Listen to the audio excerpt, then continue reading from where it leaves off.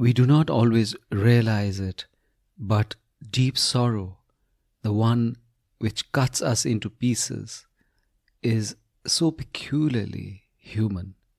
Thus, whilst it often destroys us, it is also the very font of beautiful art and literature and poetry, and gives direction to our lives, which is the most fulfilling part of our existence. This is Sunil Bhandari, and you are listening to Uncut Poetry. The happiest couple you will ever see. She yields words like stones and spears. These are truths, she says, aware, or maybe not, that they draw blood. She says, people can't bear to hear truths, and I cannot not say it, because I love them. And then I throw a pebble at her.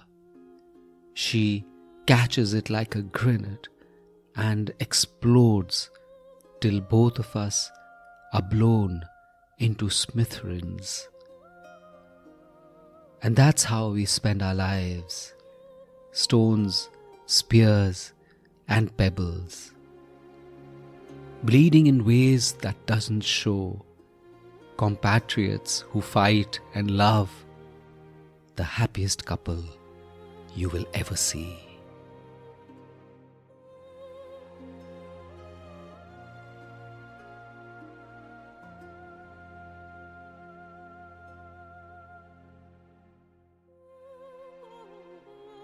I think if we did a dipstick survey of happy couples, we'd find an overwhelming number who aren't. No surprises. Nobody ever knows what happens behind closed doors.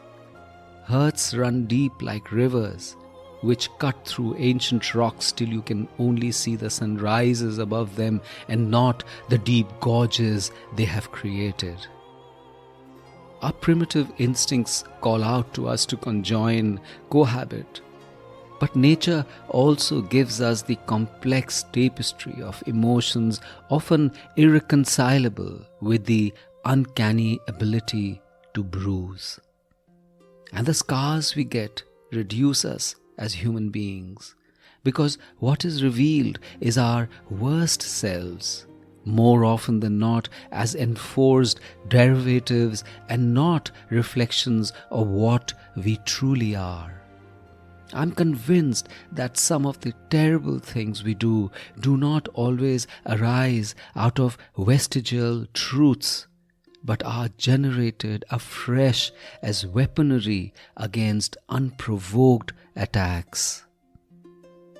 Simply said, there are people who have the unerring ability to take the worst out of us, a side we don't even know exists. But we are magnificent because we are humans. We forbear, we camouflage, we often forgive. There's something called the big picture, and in its altar we also find our best selves. We survive the worst of coupledom, the anarchy often wrought on us because something inside us stands up for us as an instinct to be more than a merely reactive beast. In a world of inequitous battles, we are our own flag bearers, our national song, our moral compass, our survival guide.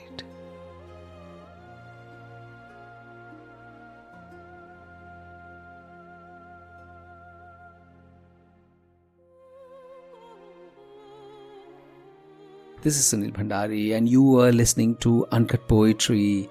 If you enjoyed this poem, rate it on Spotify or leave a comment on Apple Podcast.